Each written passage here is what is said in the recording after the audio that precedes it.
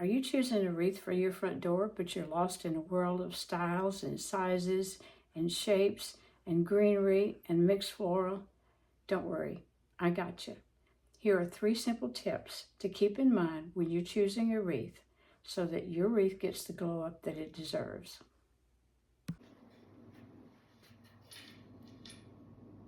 Tip number 1, size and shape matters, and let me show you how. The size of your front door would matter, or whatever door you're planning to hang this wreath on. Most standard doors, outside doors, are 36 inches wide like this one, so you're aiming to get about 2/3 of the width of your door covered. This wreath is from tip to tip about 24 inches, so that's 2/3 of the width of this door. Now, unless you're going for something really gigantic, this is probably the right size.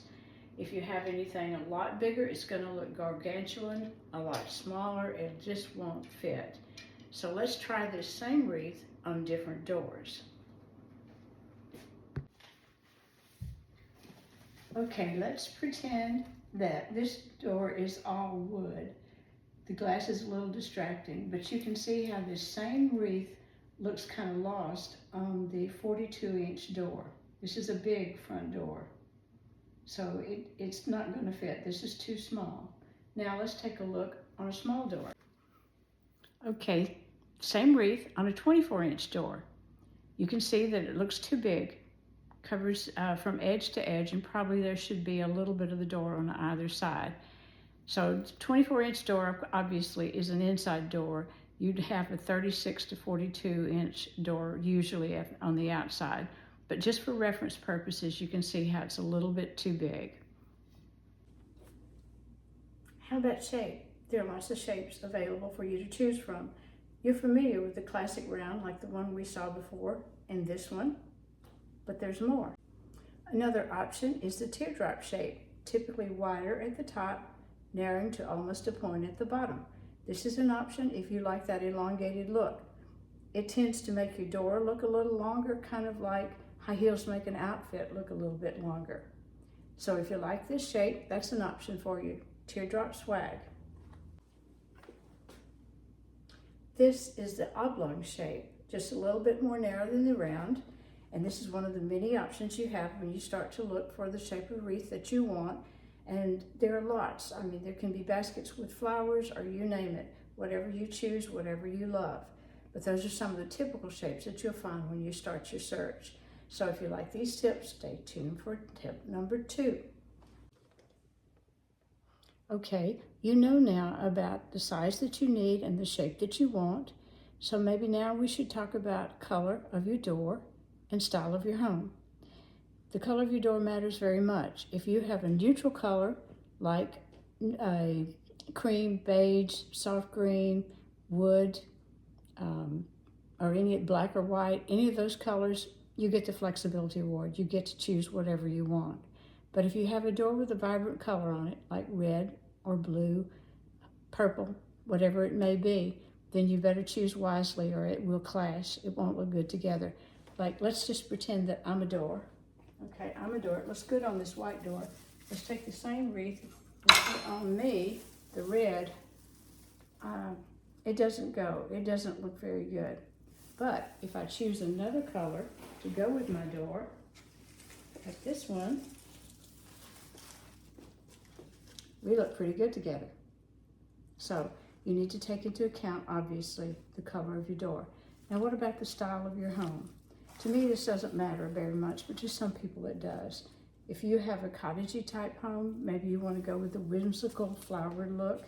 If you have a very modern home, maybe you just want the very sleek, minimalist look, and maybe something very neutral, like this one we've seen before, this oblong wreath.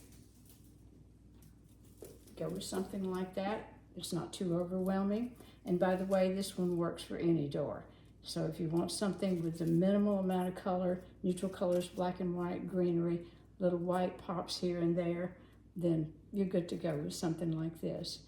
But basically, just don't let your door and your wreath fight with each other.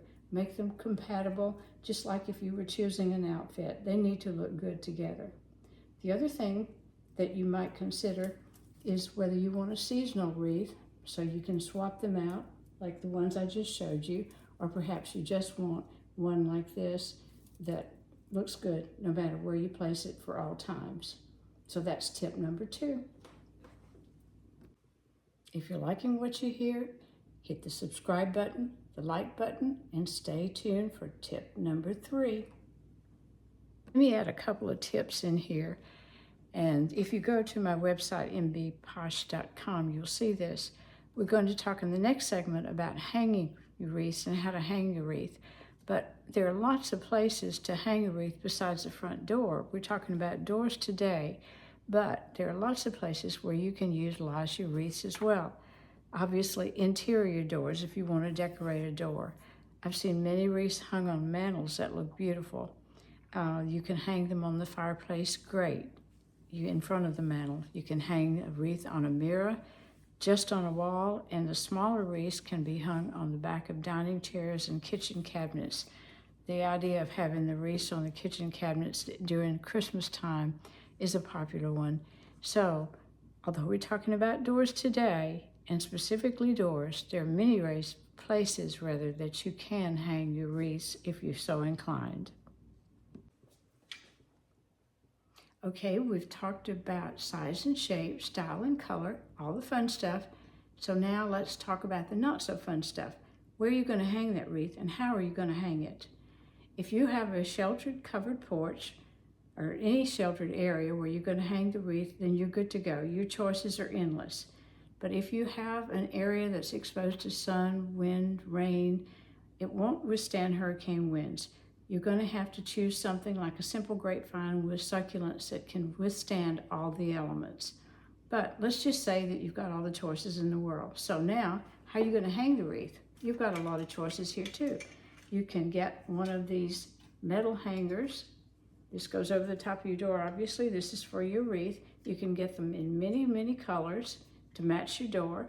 And they're adjustable. That's the best part. They move up and down. Let's see if I can get this one to move. There it goes. Goes up and down, so you can choose your length. If you don't want something that shows so much, you can choose the same thing, but in a plastic version, if you like that better.